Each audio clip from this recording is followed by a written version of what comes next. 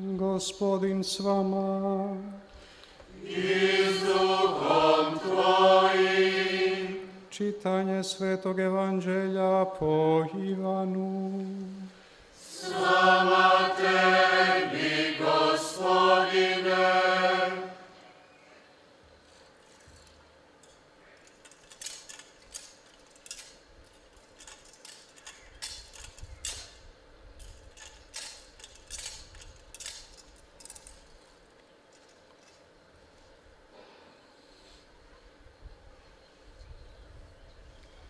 Bijaše pred blagdan Pashe. Isus je znao da je došao njegov čas da prijeđe s ovoga svijeta Otcu, budući da je ljubio svoje one u svijetu, do kraja ih je ljubio. I za večerom je đavao već bio ubacio u srce Judi Šimuna Iškarijotskoga da ga izda.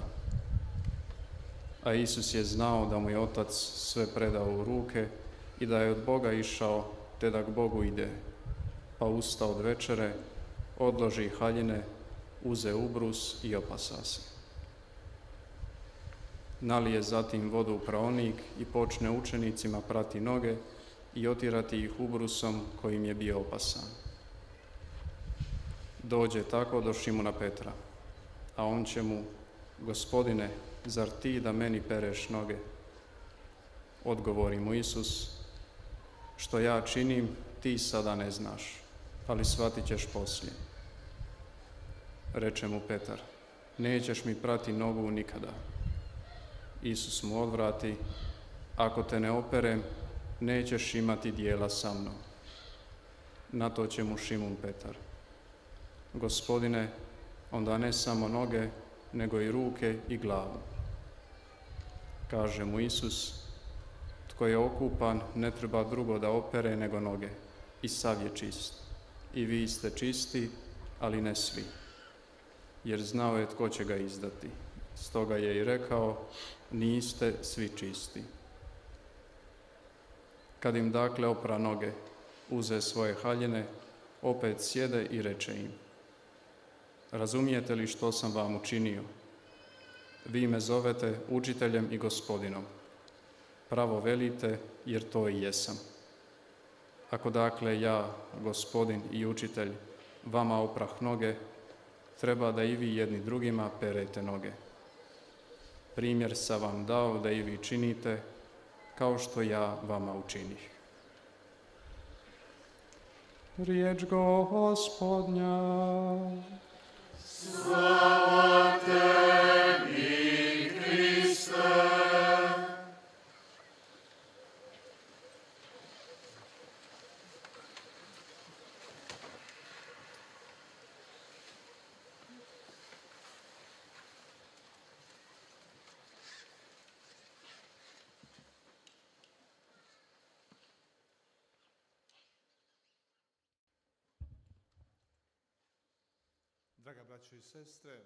사랑하는 형제자매 여러분, 오늘 성목요일 만찬미사를 봉헌하고 있습니다.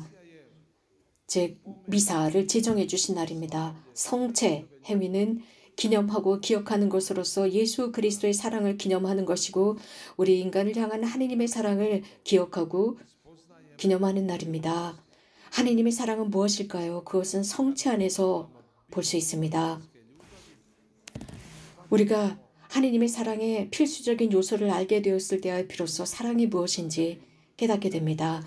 사랑한다라는 의미는 다른 사람을 위해서 무엇인가 자신의 일부분을 주는 것이 아니라 자신의 삶, 생명 자체를 이익이나 어떤 보상 없이 완전히 내놓는 것입니다. 하느님께서 이렇게 우리를 위해서 하셨습니다. 이것이 사랑입니다. 성체는 하느님의 사랑의 경험을 의미합니다. 하느님의 자비의 학교입니다. 이러한 성체 속에서 예수님께서 우리에게 선사되는 것을 볼 수 있습니다. 우리가 무엇인가 그분에게 드리기를 기다리지 않고 먼저 그분께서 우리에게 완전히 드림으로써 우리가 좀 더 나은 사람이 되도록 하십니다. 이것은 이유가 있기 때문입니다. 우리를 사랑한다는 이유 하나입니다. 우리는 그분에게 중요한 사람들이기 때문입니다. 그래서 우리를 소중하게 여기십니다. 그분은 당신 자신을 죽임으로써 우리들을 살리셨습니다. 하지만 인간의 사랑 속에는 여러 가지 조건들이 있고 또 사랑받기 위한 여러 가지 조건이나 행동 규칙이 있습니다. 아가페적인 사랑. 하느님의 사랑은 완전히 다릅니다. 완벽하게 다른 얘기 줍니다. 다른 사람에게 호의를 보이고 그 사람에게 관심을 보임으로써 무조건적으로 주는 것입니다. 지속적으로 생생하게 살아있는 그 사랑을 내어주는 것입니다. 이것이 하느님의 사랑입니다. 아가페 사랑이라고도 합니다. 아브라함의 하느님, 야곱과 요셉의 하느님, 그 하느님께서는 그저 평화와 당신의 행복 안에 안주하는 것이 아닙니다. 당신의 그 왕자를 버리시고 인간이 되셨습니다. 당신이 사랑하시는 자녀들을 위해서 스스로 없이 인간이 되셨습니다. 그러나 인간의 사랑은 그렇지 않습니다. 인간의 사랑은 항상 하느님의 사랑 앞에서 주춤거립니다. 하느님의 사랑으로 사랑한다라는 뜻은 완벽하게 개방되는 것입니다. 한 존재를 향한 개방입니다. 자신의 모든 존재를 개방한다는 것입니다. 모든 창조물을 향한 개방입니다. 그래서 이방인이건 배척당하는 이건 소외받는 이건 모든 사람들을 향해서 열리는 것입니다. 폐쇄성을 배제한 사랑입니다. 무한한 사랑, 한계가 없는 사랑입니다. 하느님의 사랑은 어떤 한계도 어떤 제한적인 방법도 없습니다. 모든 사람과 모든 창조물을 포함하고 있습니다. 왜냐하면 모든 것은 사랑 때문에 창조되었기 때문입니다. 하느님의 사랑은 조건을 제시하지 않습니다. 어떤 유익이나 누군가가 잘했기 때문에 그에게 유익을 주는 식으로 사랑하는 것이 아닙니다. 하느님의 사랑이 이렇습니다. 무한히 이유 없이 무조건적으로 사랑하십니다. 우리가 착해서가 아닙니다. 우리가 착해질 수 있도록 사랑하시는 것입니다. 인간의 사랑의 법이라고 한다면 이런 하느님의 사랑의 척도를 적용하지 않습니다. 왜냐하면 하느님의 사랑과는 정반대되는 사랑이기 때문입니다. 늘 인간의 사랑은 조건을 제시합니다. 조건이 없는 사랑은 감당하지를 못하기 때문입니다. 그래서 사랑에 관해서 제대로 정의하거나 언급하지 못합니다. 그래서 인간의 사랑은 이렇게 상업적이거나 비즈니스적이고 단합을 하는 사랑 혹은 타협을 하는 사랑입니다. 그러나 완전한 사랑은 하느님만이 하실 수 있다라고 하는데 맞습니다. 하느님 앞에는 불가능이 없기 때문입니다. 그러나 사람이 사랑 속에서 성숙할 때 이런 조건적인 사랑으로부터 무조건적인 사랑으로 올라갈 수 있습니다. 하느님의 사랑의 법대로 행동한다라고 하는 것은 이상하거나 불가능한 것이 아닙니다. 단지 우리들의 호흡이 필요합니다. 하느님의 사랑은 호흡과 같습니다. 생명에 힘을 주는 호흡. 날숨과 들숨입니다. 나는 우연히 들숨과 날숨을 지니고 있는 것이 아닙니다. 혹은 누군가 내가 싫어해서 그 사람 앞에서 숨을 멈추고 나에게 친절한 사람 앞에서 숨을 내쉬는 것이 아닙니다. 숨을 쉬고 즉 들숨과 날숨은 내가 결정하는 것이 아닙니다. 들숨과 날숨은 나에게 필수적인 것입니다. 내가 숨을 멈춘다면 나는 죽어버릴 것입니다. 사랑도 이렇습니다. 사랑하지 않으면 인간을 죽습니다. 숨을 쉬지 않으면 죽는 것과 같습니다. 그런데 왜 인간은 이 사랑 생명의 기본이고 원칙인 이 사랑으로부터 자꾸 멀어지는 것일까요? 그래서 스스로를 죽이고 있습니다. 하느님은 이렇게 수음처럼 들숨과 날숨처럼 우리들을 사랑하십니다. 그런데 인간은 이렇게 그분께서 얼마나 우리를 사랑하시는지를 의식하지 못합니다. 어린아이가 엄마의 사랑을 이해하든 이해하지 못하든 상관없이 모성의 사랑은 끊임없이 그 아기를 향해 있습니다. 이러한 모성의 사랑은 그 아이의 성장을 좌우합니다. 인간이 하느님의 사랑을 거부할 때 어떤 일이 일어날까요? 다른 사랑으로 대처하게 됩니다. 하느님의 사랑이 아닌 것으로 말입니다. 하느님께서 우리에게 이렇게 처신하신다면 우리도 타인에게 이런 처신을 해야 합니다. 사랑이라고 하는 것은 인간의 선함이 아닙니다. 인간의 존재 자체를 의미하는 것이 하느님의 사랑입니다. 하느님의 사랑, 그 사랑 때문에 우리는 존재하고 모든 우주가 존재합니다. 하느님이 사랑하시기 때문입니다. 하느님으로부터 오는 그 사랑은 모든 다른 사람들 속에서 발견할 수 있습니다. 그렇기 때문에 우리는 조건 없이 사랑할 이유가 바로 여기에 있는 것입니다. 그렇기 때문에 여러분, 좋은 사람이건 나쁜 사람이건 그 어떤 조건 없이 무조건적으로 사랑하는 것입니다. 하느님의 사랑은 인간을 지배하지 않습니다.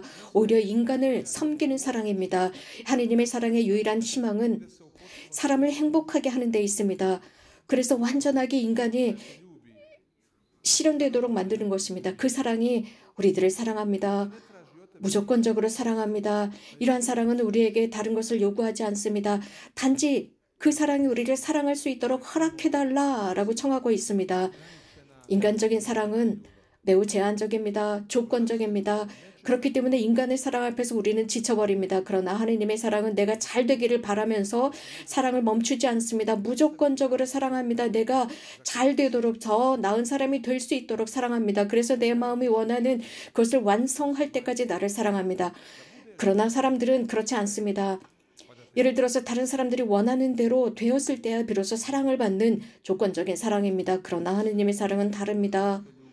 여러분들이 하느님의 사랑을 향해서 열려 있을 때 여러분들 주위에 있는 사람들이 그 사람들도 행복해지고 기뻐지고 즐거워지고 살아갈 수 있는 능력을 얻게 됩니다. 여러분, 우리 기도합시다. 모든 사람이 이렇게 하느님의 사랑, 여러분들이 사랑하는 모습을 보고 사람들이 기뻐 뛰도록 만듭시다. 하느님의 사랑의 논리가 이런 인간 관계에서 우선이 된다면 가정 안에서의 다툼도 없고 교회 안에서의 다툼이나 세상의 다툼은 사라질 것입니다. 모든 험담도 사라지고 오히려 용서의 기회가 될 것입니다. 나쁜 말들도 덕담으로 변할 것입니다. 모든 인색함도 자비의 도전이 될 것입니다. 모든 증오도 사랑의 힘을 보여주는 기회가 될 것입니다. 모든 불성실함 앞에서도 우리들의 성실함을 쇄신할 수 있는 기회가 될 것입니다. 비천함도 부자들에게는 선을 행할 수 있는 기회가 될 것이며 질병도 건강한 사람들이 자신들의 건강을 제대로 잘 사용해서 환자들을 돕는 기회가 될 것입니다. 노인들에게는 젊은이들로 하여금 젊음의 그 힘이 얼마나 중요한지를 보여주는 기회가 될 것입니다. 이런 식으로 모든 순간순간이 하느님의 축복이 될 것입니다. 하느님의 사랑이 우리들 안에서 활동할 수 있도록 해드립시다. 그렇게 할 때 사람이 좀 더 낫게 변하게 됩니다. 이러한 하느님의 사랑이 어려운 고통스러운 십자가를 달콤한 십자가로 만들어 놓습니다. 그리고 우리들의 삶에 방해가 되는 것을 다른 차원으로 보게 됩니다. 하느님의 사랑이 이런 식으로 움직이기 시작하고 활동하기 시작하면서 우리들은 다른 관점을 가지고 바라보게 됩니다. 그러므로서 모든 다른 것이 새로운 의미를 갖게 됩니다. 사랑하는 사람은 그리스도의 의미로서 모든 그리스도의 권능을 통해서 모든 시기와 질투와 증오와 험담과 불의와 배척과 소외와 받아들이지 않는 이런 모든 것들, 그런 것들을 파괴하지 않고 오히려 이런 모든 것들을 끌어안습니다. 누구든지 사랑하는 사람은 방해물을 만나지 않습니다. 오히려 그 방해가 그에게는 사랑의 기회가 되는 것입니다. 그리고 오히려 그의 사랑은 훨씬 더 굳건해집니다. 사랑하는 사람은 오히려 자신의 그 모습을 하느님을 더욱 닮도록 만듭니다. 하느님께서는 모든 것 속에서 하느님을 닮기를 원하셨습니다. 하느님의 사랑은 인간에게 요구하는 사랑입니다. 왜냐하면 하느님은 사랑이시기 때문입니다. 예수님께서는 우리가 천상 아버지께서 자비하신 것처럼 우리도 그렇게 되길 바라셨고 하느님 아버지께서 거룩하신 것처럼 우리도 거룩하게 되길 바라셨으며 그분께서 사랑하신 것처럼 우리도 사랑하길 바랬고 우리는 그렇게 할 수 있습니다. 예수 그리스도께서는 성체 안에서 우리들의 양식, 빵이 되셨습니다. 인간의 생명을 위한 것입니다. 그분처럼 되도록 하셨습니다. 거룩한 미사의 정말 아름다운 부분은 바로 생생한 예수 그리스도의 사랑의 희생입니다. 우리들을 위해서 선사되는 순간입니다. 우리가 매번 미사에 참여할 때마다 그 미사를 거행할 때마다 이 미사 성제 속에서 우리는 무엇인가 누군가가 우리들을 이렇게 열렬히 사랑한다라는 것을 체감하고 체험하는 것입니다. 늘 순간마다 매 순간마다 매 초마다 어떤 조건이나 어떤 이유도 걸지 않고 우리를 열렬히 사랑한다는 것을 느끼는 것이 미사성제입니다. 예수 그리스도의 사랑, 예수 그리스도의 미사성제를 통해서 스승으로부터 사랑을 배우는 것입니다. 무조건적인 사랑을 배우고 준비하는 것입니다. 미사성제는 하나의 학교로서 받고 주는 학교입니다. 선사하기, 이것이야말로 이 미사성제 속에서의 아주 중요한 과목입니다. 이러한 사랑을 아는 사람은 그리스도를 따라갑니다. 그러므로 다른 사람을 위한 선물이 됩니다. 다른 사람을 위해서 자기 스스로가 선물이 되어줍니다. 우리가 미사성제에서 배워야 하는 가장 중요한 개념입니다. 그 목적과 의미, 바로 이건 매주거리에서 로사리오 기도를 통해서 성체 조배와 십자가 앞에서의 조배, 단식과 기도, 미사성제를 통해서 드러납니다. 열심한 신심 행위는 미사성제를 준비하기 위한 준비 단계 기도들입니다. 그렇게 함으로써 미사를 더욱 깊이 있게 살 수 있고 준비할 수 있습니다. 미사성제의 가장 깊고 심오한 의미를 이해하기 위해서는 완전한 준비가 필요합니다. 우리가 열려있고 마음이 준비되어 있지 않다면 미사성제는 자칫 잘못하면 그저 습관에 지나지 않고 우리들의 관습에 지나지 않을 것입니다. 미사성제는 우리들에게는 대단히 훌륭한 활동입니다. 인간의 눈에는 제대로 보이지 않고 눈치채지 못할 수도 있습니다. 그러나 미사성제야말로 천상의 음식입니다. 그러나 고집스럽고 온고집에 가득 찬 마음은 그 천상의 음식을 받지 못합니다. 미사성제에 참여한다라고 하는 것은 어떤 목적이 아니라 시작입니다. 한 개인과의 만남입니다. 미사성제에 참여하기 위해서는 로사리오 기도를 통한 기도 준비가 필요합니다. 그리고 성령의 도움이 필요합니다. 매주 수요일과 금요일 우리는 단식과 기도하면서 예수 그리스도를 만날 준비를 하는 것입니다. 그래서 우리들의 마음의 귀를 여는 것입니다. 또한 그 말씀의 씨앗이 우리들의 마음 안에 뿌려질 수 있도록 함으로써 그 영생의 음식을 받아 모시는 것입니다. 매 일상 속에서 미사에 참여한다는 것은 예수 그리스도와의 생생한 관계를 맺는 것입니다. 매일 그분의 성체를 통해서 양분을 얻는 것입니다. 우리들의 영혼의 음식을 줘야 할 필요가 있습니다. 그분의 말씀과 영원한 빵으로 우리들에게 양분을 주는 것입니다. 예수 그리스도의 성체를 받아 모심으로써 그분으로부터 배웁니다. 즉 그분으로부터 영감을 얻고 우리도 그분처럼 자비로워질 수 있다는 것, 그들의 나약함, 단점을 볼 때 우리도 관대하게 바라보는 것입니다. 예수님으로부터 배울 수 있는 것이 미사성제입니다. 타인들을 도와주고 용서하고 또 길 잃은 사람들을 찾는 것입니다. 아멘.